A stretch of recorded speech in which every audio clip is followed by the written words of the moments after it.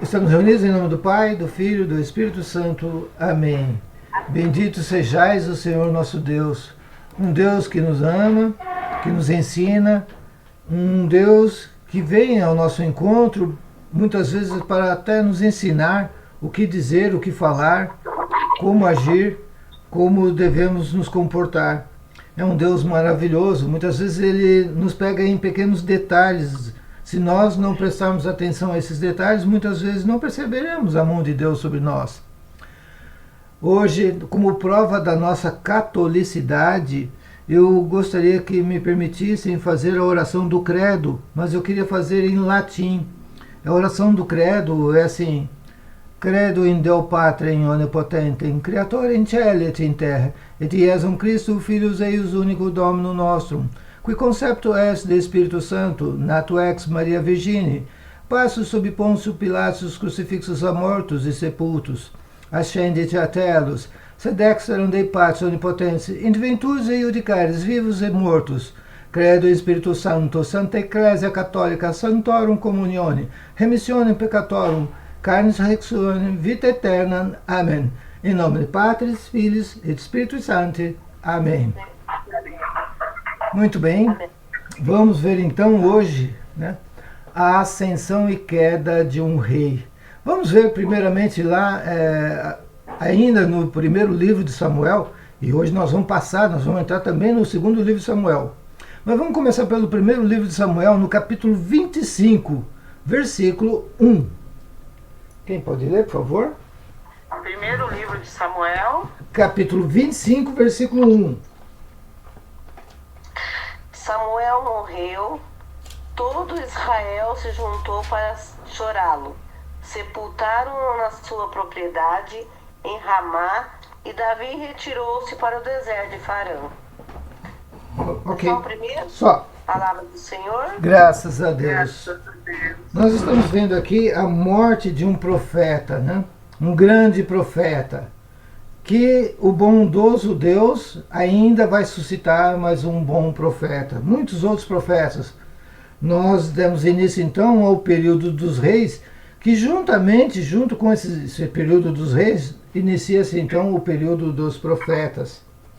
E o último profeta vivo, suscitado por Deus, será então o João Batista, né? Ele vai ser o último profeta. Depois disso, Deus, não sabemos porquê, não nos enviará mais profetas. Muito bem, vamos agora para os versículos de 7 a 12, aí mesmo no capítulo 25, 7 até o 12.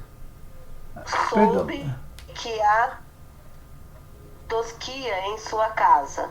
Ora, os teus pastores estiveram perto de nós e nunca lhes fizemos mal algum. Nada lhes faltou durante todo o tempo que ficaram em Carmelo, perguntando aos teus servos, e eles te dirão que os meus encontrem agora graça aos teus olhos, porque chegaram em um dia de festa. Rogo-te que des aos teus servos e ao teu filho Davi, o que tiveres à mão. Os homens de Davi foram e repetiram a Nabal todas essas palavras em nome de Davi e ficaram esperando. Nabal, porém, respondeu-lhes: quem é Davi? Quem é o filho de Isaí? Há hoje muitos escravos que fogem da casa dos seus senhores. Até onde? Até o 12. Até o 12. Irei eu tomar meu pão, minha água e a carne que preparei para os meus tosquiadores, e dá-los a homens que vêm, não se sabe de onde. Os servos de Davi retomaram o caminho e voltaram. Ao chegarem, contaram tudo ao seu senhor. Palavra do Senhor. Graças a Deus. Esse trecho aqui é para a gente começar a entender que o Davi, ele está agora por conta própria, né? Ele não tem mais o auxílio do profeta Samuel. O Natan ainda não está não se achegou a ele, ok? Vamos agora para o capítulo, deixa eu ver, vamos para o capítulo 28, versículos de 7 a 13. O rei disse aos seus servos: procurai-me uma necromante, para que eu a consulte. Há uma em Endor, responderam-lhe.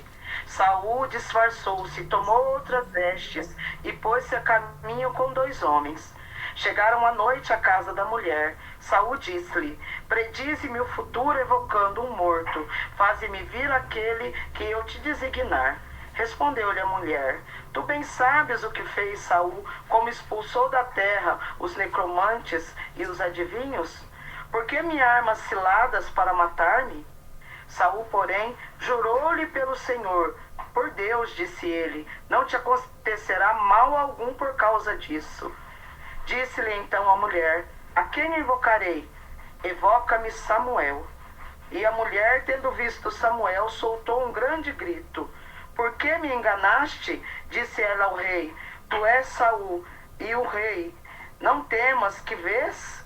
A mulher: vejo um Deus que sobe da terra. Palavra do Senhor. Graças a Deus. Esta falha do Saul é tremenda. Ele chega ao ponto de cultuar os mortos, né? Buscar a necromancia, algo hediondo. Isso aqui equivale ao início do espiritismo. Nós estamos vendo aqui, né?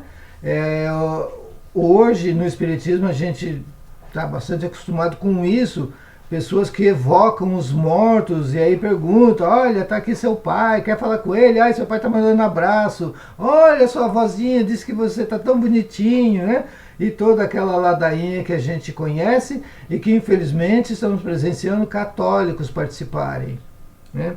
Mas aqui é um rei que se disfarçou para que não fosse reconhecido, mas o disfarce dele cai por terra, né? Então, veja bem, ele comete aqui um grande erro, né? Primeiro, ele se disfarça. O católico não deve se disfarçar nunca. Carnaval, brincadeiras, usando fantasia, nem pensar. Halloween, nem pensar. Isso não é coisa de católico. Está sempre mexendo com os mortos e está fazendo uma figura que não é disfarçada. Depois, além de querer ver o futuro, ele pede para que evoque um morto, né? E nós bem sabemos que há uma grande distância entre nós e os mortos. Eles não respondem. Mais ainda, né? Ele mente para a mulher, né? Ele dá a ela até uma garantia de vida para ela. E ali no final, no versículo 13, né? Ela descobre a falcatrua dele, né? E se assusta, né?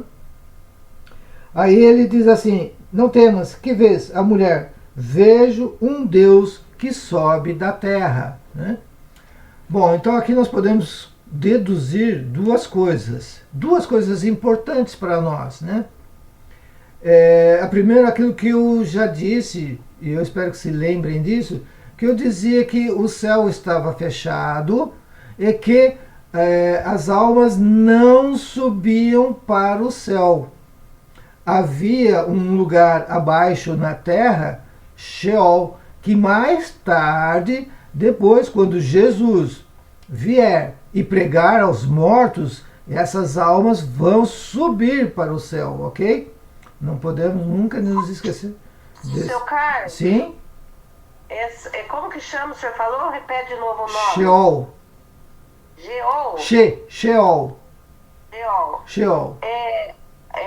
O senhor fala, é a primeira morada que fala ou não? Como assim primeira morada? É a morada dos mortos.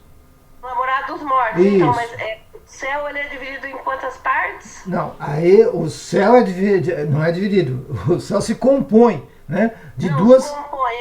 Se compõe uma forma de explicar, eu falei errado. É assim porque fala Sim. céu e céus. Isso, né? O céu se compõe de duas partes.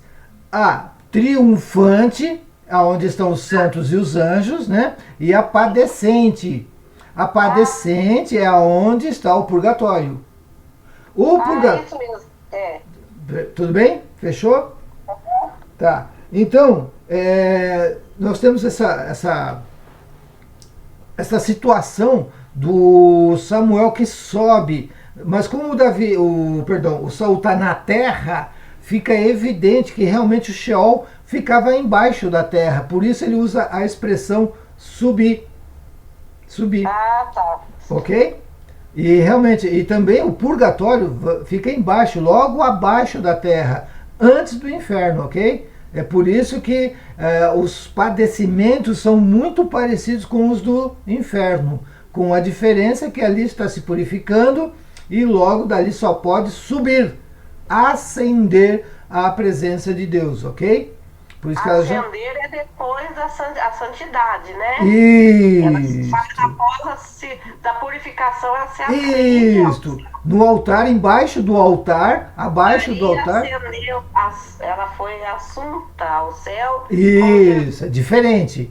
Diferente. A Virgem Maria foi assunta. Assunta. Ok? Jesus ascendeu. Ascendente, ascendeu, Tá certo? Beleza? Ela foi assunta por quê? Porque um anjo veio buscar, ok? Isso, tá. Uhum. Jesus, ele se elevou, então ele ascendeu. E as almas ascendem porque anjos vêm buscar essas almas. Logo que o padre, quando ele vai começar a consagração da hóstia. Ok? Isso. Muito bem, só para a gente confirmar, vamos ler Lucas capítulo 1. Ah, não, perdão, ainda não, desculpa. Né? Então, é que eu queria explicar essa parte do Jesus subindo, mas acho que não é preciso entrar lá e fazer nenhuma leitura, não. Eu acho que essa parte fica muito clara. Né? Vamos continuar, então, vamos agora para o segundo livro de Samuel. Podemos, então, agora sim, entramos no segundo livro de Samuel. Nós vamos lá para o capítulo, versículo 1 e 2. Segundo livro de Samuel. Tá. Depois da morte de Saul, Davi voltou da derrota dos amalecitas e esteve 2 dias em Ciselec. Ao terceiro dia, apareceu um homem que vinha do acampamento de Saul, trazia as vestes rasgadas e a cabeça coberta de pó. Chegando perto de Davi, jogou-se por terra, prostrando-se. Davi disse-lhe: De onde vens? Salvei-me do acampamento de Israel. Respondeu ele. É até aqui, seu Carlos? Tá bom, porque aqui o que vai acontecer? Davi ficará ciente da morte desonrosa de Saul. A morte de Saul foi muito desonrosa, né? Ele não teve coragem, tentou se matar, não conseguiu. Aí ele pede para que um estrangeiro o mate. E é esta pessoa que agora apareceu aqui no terceiro dia, então, depois da morte de Saul. Então veja, Saul morre. No segundo dia, Davi chega próximo ao lugar onde ele morreu. E no terceiro dia, no terceiro dia, então, surge uma pessoa, a pessoa que matou o Saul. E está agora diante de Davi. E note, ele se prostrou diante de Davi. Por quê? Porque já havia rumores, né, de que com a morte de Saul, então Davi ascenderia ao trono. Ele seria levado ao trono. Ok?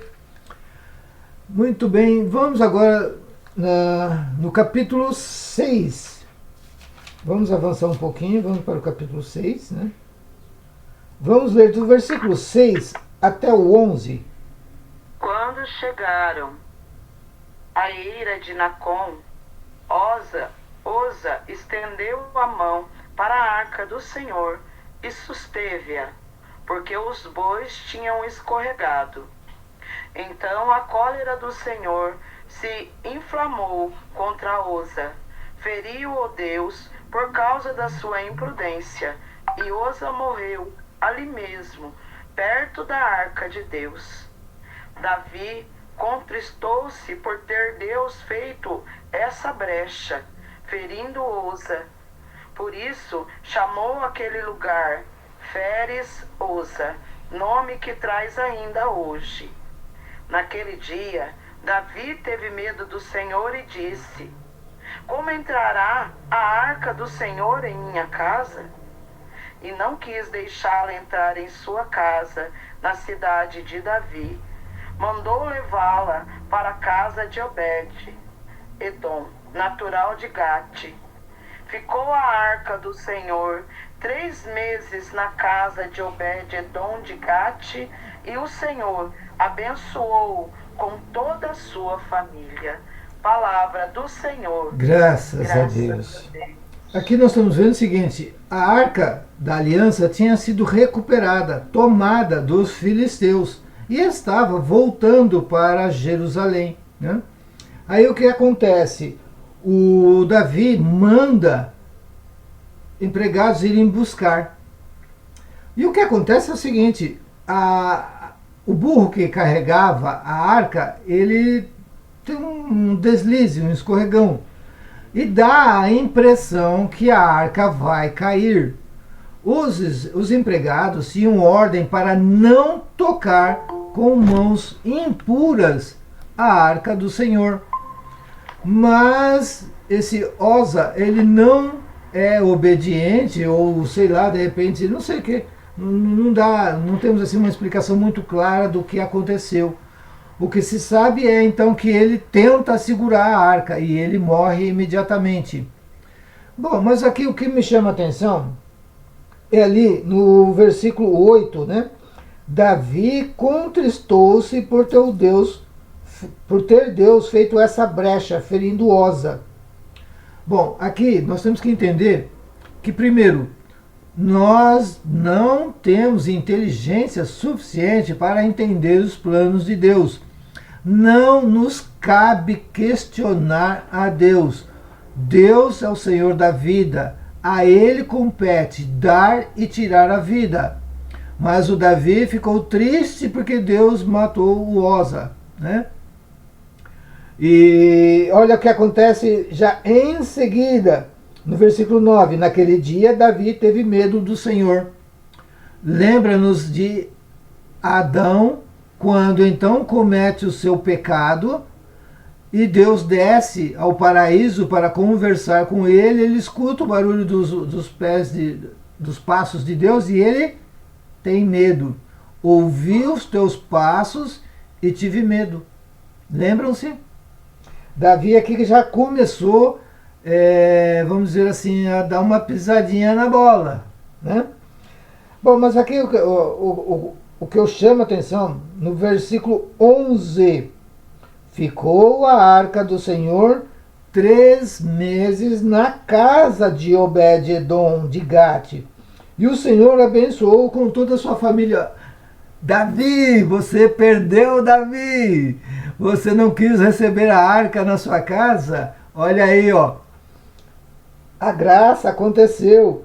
3 meses a arca do Senhor ficou na casa da prima Elizabeth. Opa, quero aí. Vamos lá então agora sim para Lucas capítulo 1, versículos 39 e 56. Lucas capítulo 1, versículos 39 e 56. Naqueles dias, Maria se levantou, foi às pressas às montanhas, à cidade de Judá, entrou em casa de Zacarias e saudou Isabel. Ora, apenas ouviu a saudação de Maria, a criança estremeceu no seu seio. Isabel ficou cheia do Espírito Santo. Exclamou em... É aqui, seu Carlos? Pula para o 56. Ah, 56, perdão. Maria ficou com Isabel cerca de 3 meses, depois voltou para casa. A hora que o senhor falou 3 meses, veio essa passagem. Eu acho que é Isabel... Maria na casa de Isabel por 3 meses. Aham. Tá vendo como a Virgem Maria, ela é a arca da aliança? O que tinha na barriga de Maria? Ela estava grávida, né? E ela humildemente se põe a servir Olha que beleza, né? Então ela ficou 3 meses na casa da prima Elizabeth. De onde me vem a honra de ver a minha mãe do meu Senhor? Elizabeth recebeu as graças, né? Foi abençoada ela e toda a sua família durante esses 3 meses, né? Porque ela recebeu a Arca da Aliança. Voltando agora lá para o segundo livro de Samuel, versículo 11. Ficou a Arca do Senhor 3 meses na casa de Obed-edom de Gate, e o Senhor abençoou com toda a sua família, né? Então eu queria fazer essa ligação maravilhosa, está feita, né? Vamos em frente. Agora vamos para o capítulo 7. Vamos lá dos versículos 18 até o 22. Do 18 até o 22, e ali leu só o 29. Do 18 ao 22 e o 29. Depois do 21. Tá bom. O rei Davi veio apresentar-se ao Senhor e disse-lhe: Quem sou eu, Senhor Javé, e quem é a minha família, para que me tenhais trazido aqui? E como se isso parecesse pouco aos nossos olhos, Senhor Javé, fizestes promessa à casa de vosso servo para tempos futuros. Acaso isso é normal para o homem, Senhor Javé? Que poderei eu acrescentar ainda a Davi? Vós conheceis o vosso servo, Senhor Javé. Conforme a vossa palavra e segundo o impulso do vosso coração, fizeste todas essas grandes coisas para manifestá-las ao vosso servo. Por isso sois grande, ó Senhor Javé. Ninguém há semelhante a vós, e não há outro Deus fora de vós, segundo tudo o que ouvimos dizer. Agora o 29. Abençoai desde agora sua casa, para que ela subsista para sempre diante de vós. Porque sois vós, Senhor Javé, que falastes, e graças à vossa bênção, a casa de vosso servo será abençoada para sempre. Palavra do Senhor. Graças a Deus. Graças a Deus. E Deus é fiel, Ele vai abençoar esta casa. É desta casa que nascerá o Salvador. Bonita a oração de Davi, né? Muito bonita. Vamos avançar um pouquinho, vamos lá para o capítulo 11, versículos de 1 a 5. No ano seguinte, na época em que os reis saíam para a guerra, Davi enviou Joabe com seus suboficiais e todo Israel. Eles devastaram a terra dos amonitas e sitiaram Rabá. Davi ficara em Jerusalém. Uma tarde, Davi levantou-se da cama, passeava pelo terraço de seu palácio. Do alto do terraço, avistou uma mulher que se banhava e que era muito formosa.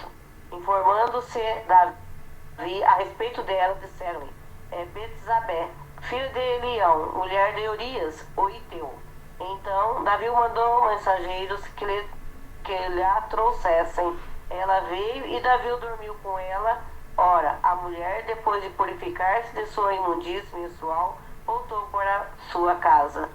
São 7, seu Carlos? 5. E vendo que concebera, mandou dizer a Davi: estou grávida. Palavra do Senhor. Graças a Deus. Começou Davi a falhar. Que tristeza.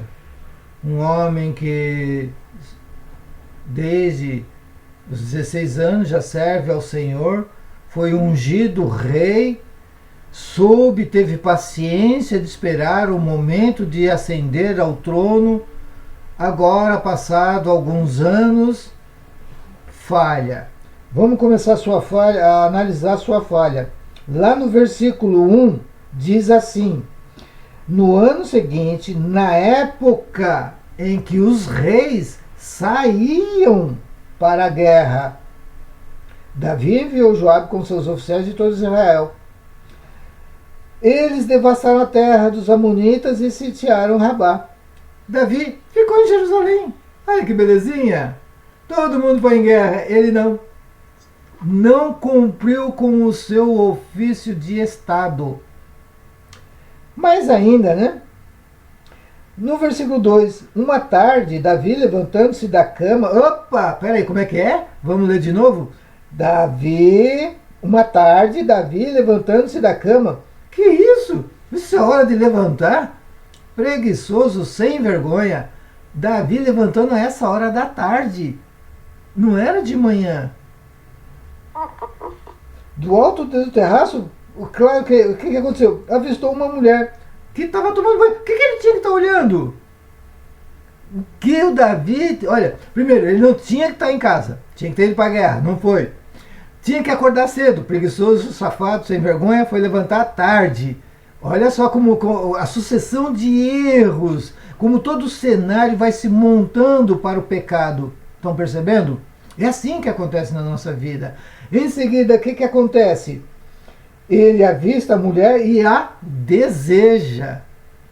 Mas peraí, nós ficamos sabendo, no versículo 3, informando-se Davi a respeito dela, disseram-lhe, é Betsabeia, filha do Elião, mulher de Urias, o Heteu. Puxa vida, quanto erro! Não satisfeito, né? Davi mandou mensageiros para a trazerem. Ela veio e Davi dormiu com ela. Ou seja, consumou o pecado. Então veja que todo o cenário estava pronto. Aquele dia o cara não foi trabalhar, resolveu ficar em casa. Aí se engraçou com a empregada. Naquele dia o cara não foi, sei lá, não foi trabalhar. Foi pro bar jogar.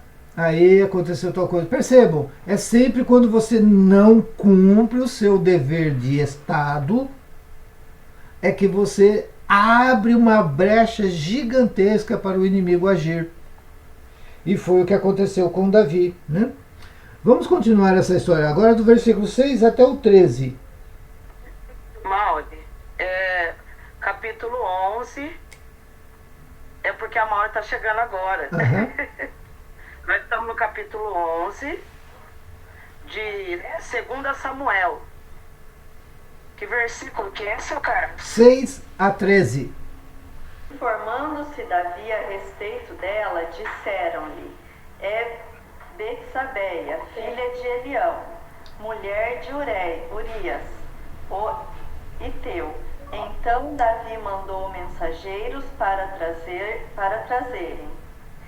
Ela veio a Davi, dormiu com ela, e Davi dormiu com ela. Ora, a mulher, depois de purificar-se de sua imundície menstrual, voltou para sua casa. E vendo que concebera, mandou dizer a Davi, estou grávida. Até qual? 11? Isso, do 6 ao 11. Então Davi enviou uma mensagem a Joabe, dizendo-lhe, manda-me Urias a Ifeu. Joabe assim fez. Quando Urias chegou, Davi pediu-lhe notícias de Joabe, do exército e da guerra. E em seguida disseram-lhe, desce à tua casa e lava os teus pés. Urias saiu do palácio do rei e este mandou que o seguissem com um presente seu. Mas Urias não desceu à sua casa, dormiu à porta do palácio com os demais servos de seu amo. Comunicaram-no a Davi, Urias não foi à sua casa. O rei então lhe disse, não voltaste porventura de uma viagem? Por que não vais à tua casa? A arca, respondeu Urias, se aloja debaixo de uma tenda, assim como Israel e Judá.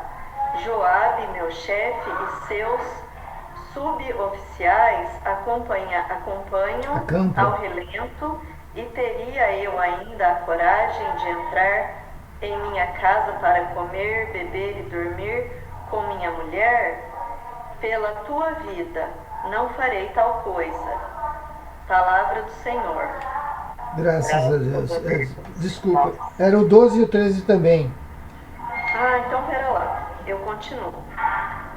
Davi disse-lhe: fica ainda hoje aqui, amanhã te despedirei. E Urias permaneceu em Jerusalém naquele dia.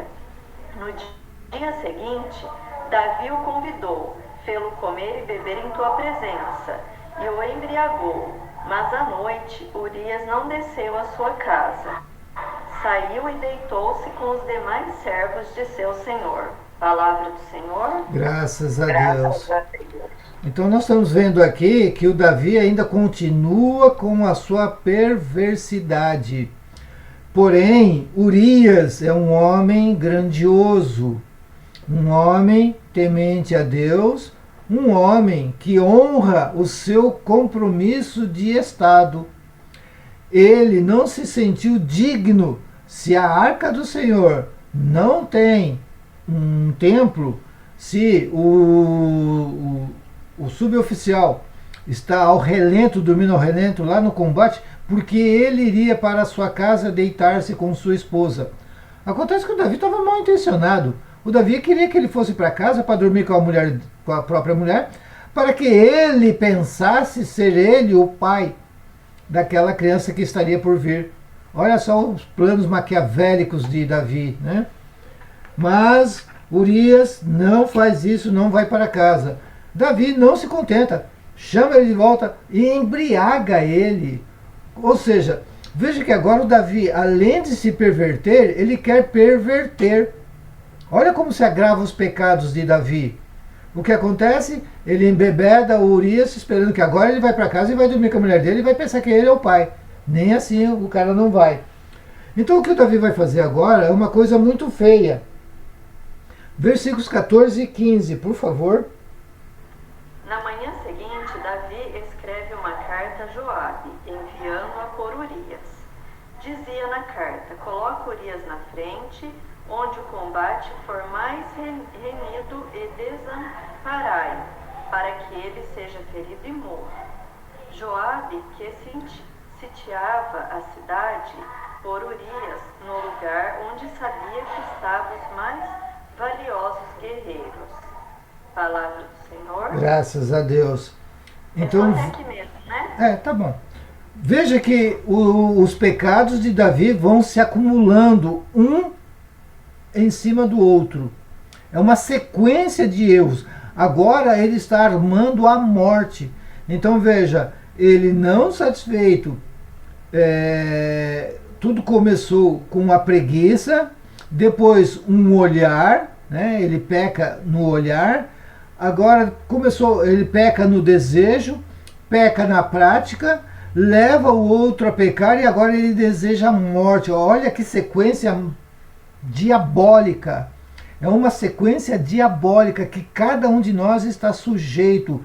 Corremos esse risco quando não cumprimos o nosso dever de Estado. Você é professor, vá ensinar. Você é médico, vá medicar. Você é casado, respeite sua esposa. Você é solteiro, seja íntegro. Você é trabalhador, seja honrado. Ou seja, cumpra o seu dever de Estado, conforme o Estado que você se encontra. É isto que é preciso entender. O Davi, não cumprindo com o seu dever de Estado, olha que sequência diabólica de erros que vão acontecendo, né?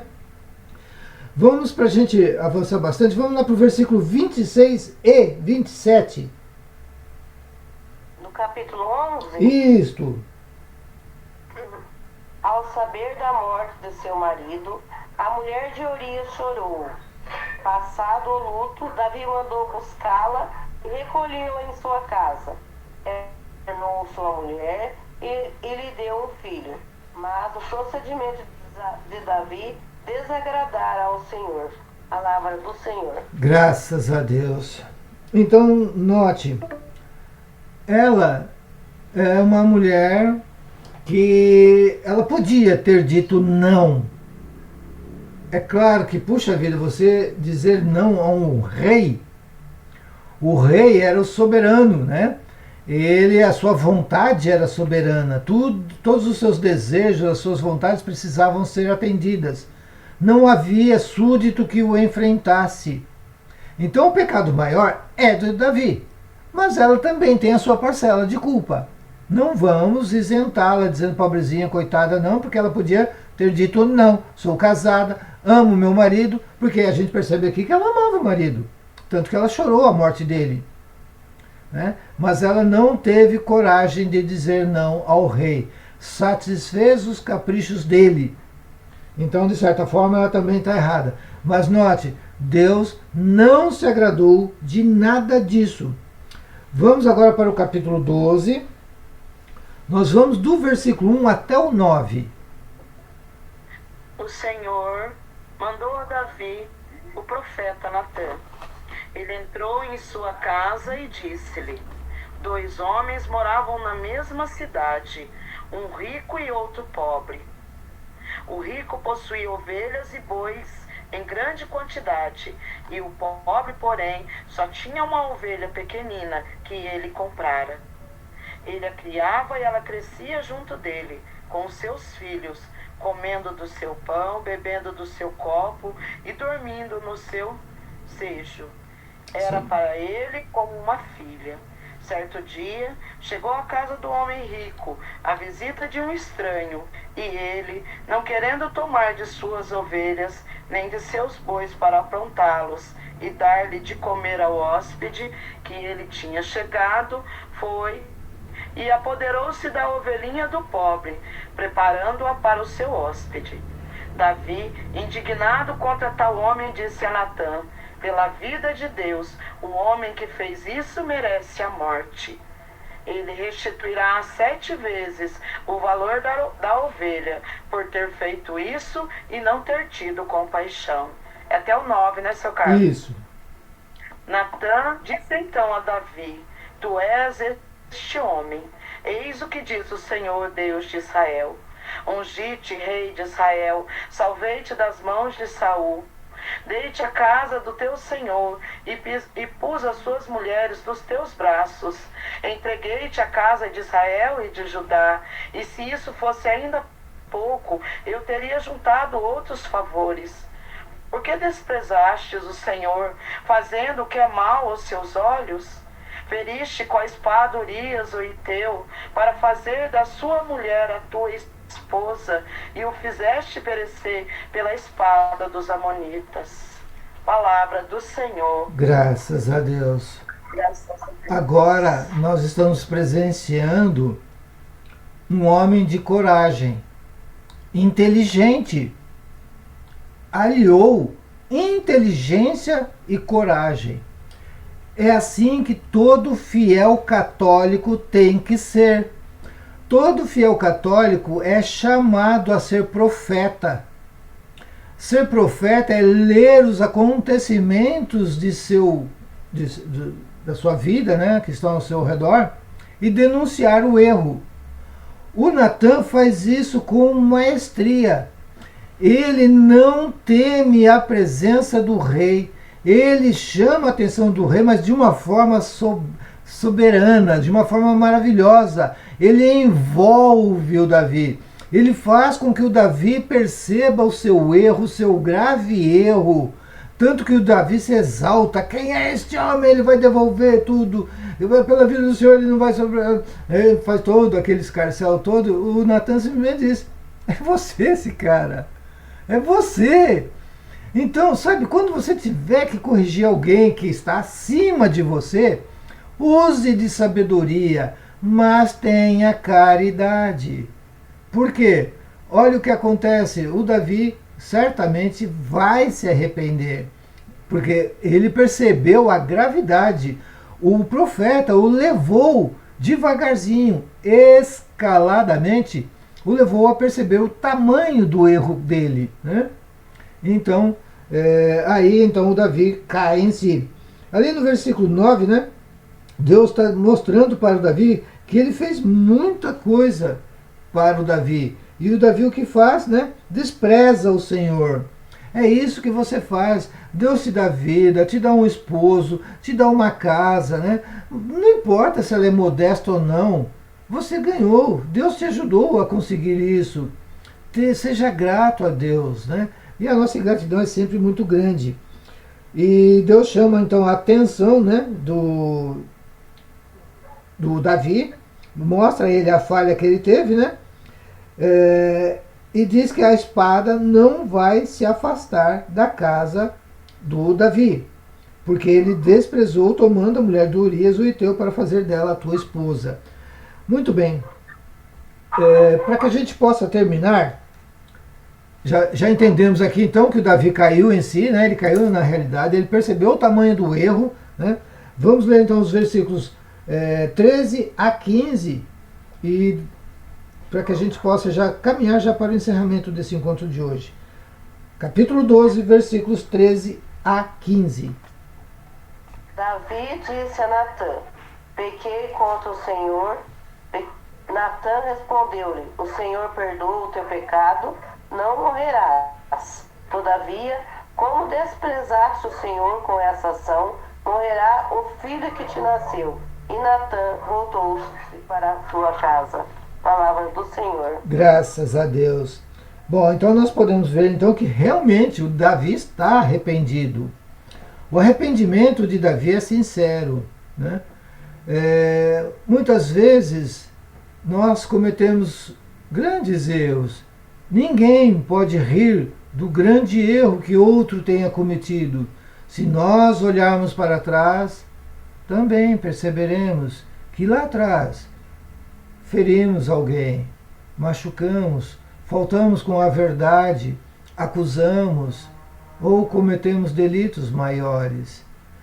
Que nós não nos acusemos mutuamente, mas façamos perceber os nossos erros. Mas também precisamos nós fazer um exame de consciência. Todos nós temos erros. Deus tem muitos motivos para nos abandonar. Deus tem muitos motivos para não nos levar para a morada eterna ao seu lado. Somos infiéis, não cumprimos o nosso dever de Estado. Deus sabe disso, mas sabe o que te salva? O teu arrependimento. O teu arrependimento, porque ninguém está isento do erro. Todos nós cometemos erros, né? Jesus vai dizer que aquele que não cometeu nenhum pecado, que atire a primeira pedra, a começar pelo mais velho. Ou seja, Jesus está dizendo que até os mais velhos cometem erros. Mas nós não podemos apedrejá-los. Nós precisamos, sim, reconhecer nossos erros, reconhecer as nossas falhas. Sinceramente, tem que rasgar, o meu coração tem que sangrar, tem que doer esse meu erro. É isso que vai me salvar, é esta dor. Eu convido agora vocês a lerem o Salmo 50 inteiro, para que a gente possa terminar esse encontro olhando as nossas misérias. Miserere. Façamos essa linda leitura desse salmo. Cada um lê uma parte. Vamos lá, cada um lê uma. Eu também vou ler um. Espera lá que eu não achei. Página 695 na Bíblia Ave Maria. Como? Página 695. Ai, não entendi. Deixa eu pegar a Bíblia da minha mãe, que é maior. Repete, por favor. É o Salmo 50. Está mais ou menos no meio da Bíblia. Quase no meio da Bíblia. Ah, achei. Pronto? Então vamos fazer assim, vamos seguir essa ordem. Genoveva, Denise, Maureen, eu. Genoveva, Denise, Maureen, eu. Cada um lê um. 5 capítulos cada um, né? Um versículo cada. Um versículo cada, tá. Misericórdia, tende piedade de mim, Senhor, segundo a vossa bondade, e conforme a imensidade de vossa misericórdia, apagai a minha iniquidade. Lavai-me totalmente de minha falta e purificai-me de meu pecado. Eu reconheço a minha iniquidade. Diante de mim está sempre o meu pecado. Só contra vós pequei. O que é mal fiz diante de vós. Vossa sentença assim se manifesta justa e reto o vosso julgamento. Assim na culpa, minha mãe concebeu-me no pecado. Não obstante, há mais sinceridade de coração. Infundi-me, pois, a sabedoria do mais íntimo de mim. Aspergi-me com um ramo de hisope e ficarei puro. Lavai-me e me tornarei mais branco do que a neve. Fazei-me ouvir uma palavra de gozo e de alegria, para que exultem os ossos que triturastes. Dos meus pecados desviai os olhos, e minhas culpas todas apagai. Ó meu Deus, criai em mim um coração puro e renovai-me o espírito da firmeza. Vossa face não me rejeiteis, e nem me priveis de vosso Santo Espírito. Restitui-me a alegria da salvação e sustentai-me com uma vontade generosa. Então aos maus ensinarei vossos caminhos, e voltarão a vós os pecadores. Deus, ó Deus meu Salvador, livrai-me da pena deste sangue derramado, e a vossa misericórdia a minha língua exaltará. Senhor, abri meus lábios, a fim de que minha boca anuncie vossos louvores. Vós não vos aplacais com sacrifícios rituais, e se eu vos ofertasse um sacrifício, não o aceitaríeis. Meu sacrifício, ó Senhor, é um espírito contrito, um coração arrependido e humilhado, ó Deus, que não haveis de desprezar. Senhor, pela vossa bondade tratai Sião com benevolência, reconstruí os muros de Jerusalém. Então aceitarei os sacrifícios prescritos, as oferendas e os holocaustos, e sobre vosso altar vítimas vos serão oferecidas. Glória ao Pai, ao Filho e ao Espírito Santo, como era no princípio, agora e sempre. Amém. Sempre ao término, sempre ao término de um salmo. Eu sempre me esqueço. Então nós pudemos ver hoje, né, a ascensão e queda de um rei que foi tão bom, mas que também cai no pecado. E tudo começa quando ele começa a questionar os desígnios de Deus. Por que, Senhor, fizeste isso, né? Como se ele pudesse cobrar de Deus. Não demora muito e então começa uma sequência de pecados. Não cumprindo com seu dever de Estado, logo cai em pecado. Que fique aqui para nós essa grande lição, que todos nós possamos cumprir com o nosso dever de Estado, né? Com as nossas obrigações. E vigiai e orai sem cessar, porque os dias maus estão em nosso redor, e o diabo está como um leão a rugir ao redor das pessoas, mas ele só morderá aqueles que muito deles se aproximarem. Eu agradeço a presença de todos, estivemos unidos e vamos continuar unidos, em nome do Pai, do Filho, do Espírito Santo. Amém. Amém. Ótimo domingo. Bom final de semana para todos vocês.